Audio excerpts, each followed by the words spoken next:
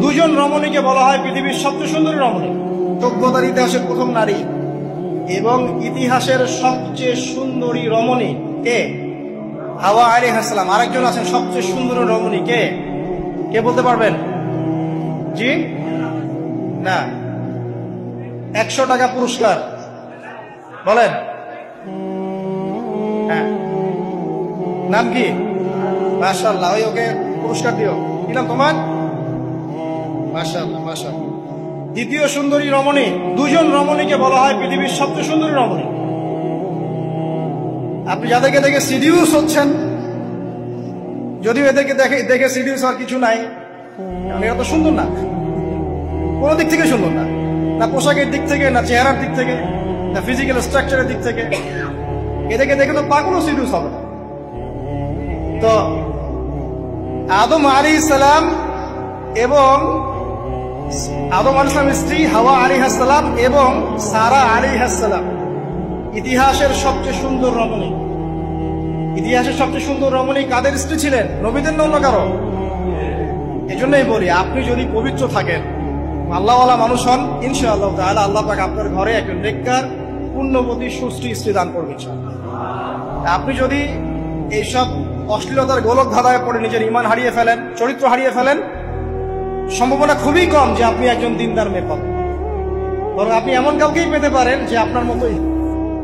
ঠিক আছে, দেখবেন যে আপনি 10 ঘাটের পানি খেয়ে আসছেন, ও দেখবেন 12 ঘাটের পানি খেয়ে আসছে। আল্লাহ পাক আমাদের যুব সমাজকে হেফাজত করুন, আমিন।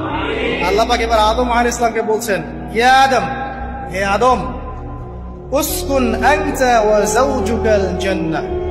আদম শোনো, তুমি এবং তোমার স্ত্রী দুইজন এখন জান্নাতে থাকো। কোথায় থাকো? জান্নাতে থাকো। ওয়া কুলা মিন হাইথু শি'তুমা, যেখানে ইচ্ছা সেখান থেকে খাবার খাও।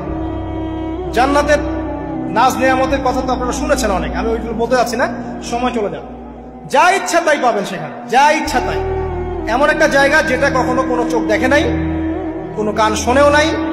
চোখ না দেখলেও, কান না শুনলেও মানুষ মনে মনে অনেক কিছু কল্পনা করে না, এটা কল্পনাও করার সুযোগ নাই। এত উন্নত মানের একটা জায়গা। তোমরা দুজন এখানে থাকো, জান্নাতের যে কোনো জায়গায় যাও, খাওয়া দাওয়া করো, কোনো সমস্যা। কিন্তু ওয়ালা তাকরাবা হাদিহি শাজারা, মানে কি, এই যে গাছটা আছে, এই গাছের কাছে যেও। একটা শর্ত খালি দিলাম, গাছের কাছে যেও না। গাছের নাম কি এগুলো আমাদের আলোচনার বিষয় না। বিষয়টা হচ্ছে আল্লাহ পাকের আদেশটা কি। গাছটা আম গাছ হতে পারে, জাম গাছ হতে পারে, কদু গাছ হতে পারে, যে কোনো গাছ হতে পারে।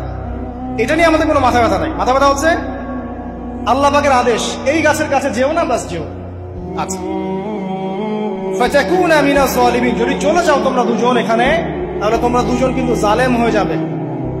আল্লাহ পাকের হুকুম অবাধ্য করলে মানুষ কি হয়ে যায়? জালেম হয়। এই জন্য আমরা দোয়ায় বলি, আল্লাহুম্মা ইন্নী যালামতু নাফসি, বলি না? হে আল্লাহ, আমি আমার নফসের উপর জুলুম করেছি। রব্বানা যালামনা আনফুসানা, বলি না? আল্লাহ, আমরা আমাদের উপর জুলুম করেছি। তো আমরা যখন পাপ করি, মানে আমরা জুলুম করে ফেলছি। তো তোমরা দুজন এই গাছের কাছে যেও না, যদি যাও তাহলে জুলুম করে ফেলবে এবং জালেম হয়ে যাবে। এবার ইবলিস তো আর বসে নাই, সে তো চ্যালেঞ্জ করেছে, করে নাই? আচ্ছা, এবার ইবলিস কি করছে? ফাওয়াসওয়াসা লাহুমা শাইতান, এবং ইবলিস এবার এদের দুজনকে ওয়াসওয়াসা প্রদান করতে শুরু করলো। ইবলিস কি করলো? ওয়াসওয়াসা প্রদান করতে শুরু করলো। ওয়াসওয়াসাটা এমন ছিল যে, হাল আদুল্লুকা আলা শাজারাতিল খুলদি ওয়া মুলকিন লা ইয়াবলা। ইবলিস এসে আদম এবং হাওয়া আলাইহিস সালাম তাদেরকে উস্কে দিতে লাগলো যে, আমি কি তোমাদেরকে এমন কোন গাছের কথা বলবো যেই গাছের ফল খেলে তোমরা চিরস্থায়ী হয়ে যাবে, কখনো মরবে না, এবং এমন রাজত্ব পাবে যে রাজত্বের কোনো ভয় নেই।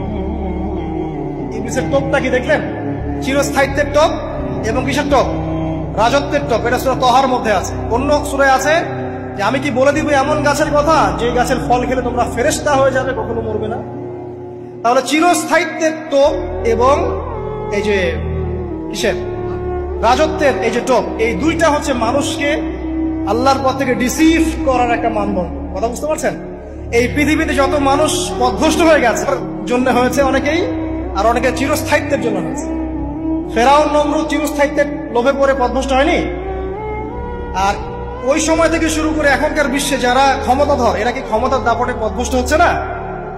এই দুটো হচ্ছে মানুষকে পথভ্রষ্ট করার মাধ্যম। ইবলিস খুব ভালো করেই জানতো একটা কথা বলি নাই, যখন আদম আলাইহিস সালামকে তৈরি করে রাখা হয়েছে, সৃষ্টি করে রাখা হয়েছে, ইবলিস এর চারপাশে রাউন্ড দিচ্ছিল, তাওয়াফ করছিল, তাওয়াফ।